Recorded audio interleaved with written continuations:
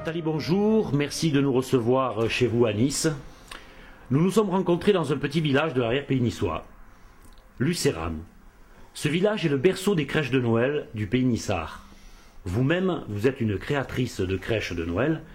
Parlez-nous un peu de cette passion qui vous habite. Ma passion, elle a commencé très très jeune parce que, comme on sait tous, mes parents faisaient eux-mêmes la nativité et la crèche auprès du sapin et on était 3 enfants et ça représentait vraiment le bonheur et on était heureux tous les 3 d'avoir cette crèche. Donc en grandissant, mes parents toujours mettaient la crèche et puis c'est l'amour. À partir de là, j'ai commencé à aimer les santons et puis ma maman fait la collection des santons habillés de 20 cm. Et puis après, j'ai commencé à moi-même à faire une petite crèche, j'ai commencé à faire des petites maisons en papier.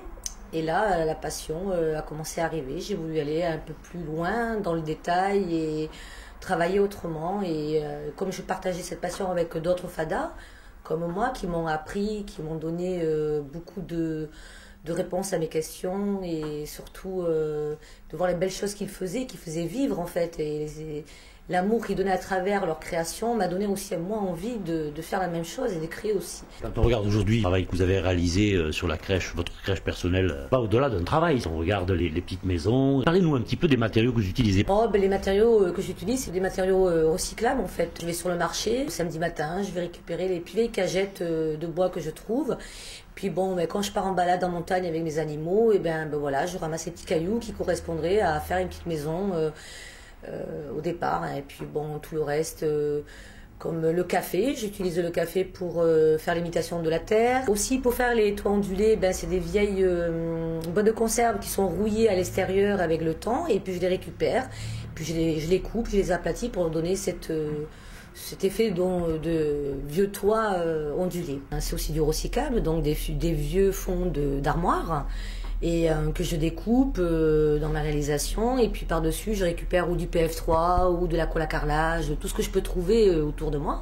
Et à partir de là, je colle ça sur mon bâti. En fait, et après, je peins pour donner cet aspect vieilli avec le temps qu'une maison naturelle aurait. On voit que vous utilisez beaucoup de liège également. Oui, le liège aussi. Je trouve que c'est très naturel. Et puis ça représente bien les rochers. En agrémentant un peu de mousse aussi naturelle et quelques petits accessoires qu'on peut trouver dans les modélismes, ça peut donner cet effet très naturel. Parlez-nous un petit peu des santons. Ce sont des santons que vous achetez, que vous réalisez vous-même, que vous peignez? Alors les santons, non pas du tout. Je réalise pas du tout les santons. Je ne peins pas non plus. En fait, heureusement que les santonniers, les artistes sont là pour que je puisse en fait faire vivre ma crèche. Ce que je fais, grâce à eux, ça devient vivant. Et j'ai de la chance d'avoir des santonniers qui sont très très proches de moi et qui me réalisent vraiment pour moi certains santons pour pouvoir justement les intégrer dans les métiers anciens qu'il y avait d'époque. C'est ça que j'arrive à faire vivre certaines scènes comme le tonnelier ou le forgeron ou la fromagère. Que représente pour vous la crèche de Noël? La crèche de Noël, ça représente vraiment la gaieté, la joie, l'amour et aussi beaucoup de souvenirs et puis aussi le partage avec les gens et les amis parce que c'est aussi un partage avec les autres personnes parce que grâce à ça, il y a beaucoup de gens, des amis qui viennent aussi pour les enfants et puis ça devient aussi quelque chose de très éducatif pour les enfants. Par exemple, comme le tonnelier, j'ai dû faire des recherches sur l'ancien métier du tonnelier. Donc grâce à ces recherches, on peut voir par exemple, vous voyez le bâtissoir, c'est un petit bâtissoir, ceci c'est pour des santons de sève. C'est un petit bâtissoir qui servait à cercler ou presser le tonneau. Sur bien sûr la latte, on appelait ça à l'époque la douelle, et ça c'était donc le bâtissoir, vous voyez. On a un cerclage qui se fait, qui vissait à la main. Ça aussi, la crèche, ça apporte ce côté-là. On s'enrichit avec les recherches pour réexprimer les anciens métiers d'autrefois. Il s'est fait bien sûr avec du bois, par exemple, de camembert, cerclage de camembert, qui est un bois très fin qu'on peut bien travailler aussi.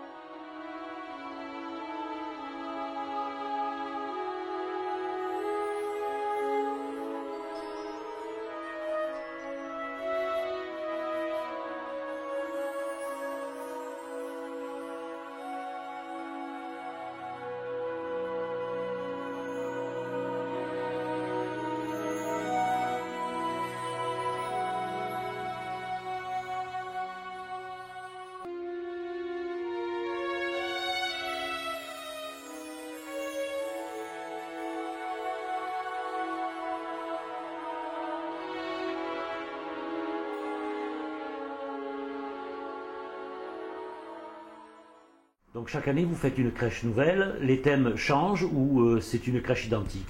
Non, non, chaque année, la crèche change, c'est toujours un nouveau thème. Par exemple, cette année, j'ai voulu représenter la ferme, donc avec la laitière et puis la transhumance des moutons qui allaient vers le vieux village, comme vous voyez derrière moi. Donc voilà, chaque année, je change de thème. Cette année, c'est la ferme et les vieux et anciens métiers d'autrefois. Nathalie, merci. À vous. Merci à vous.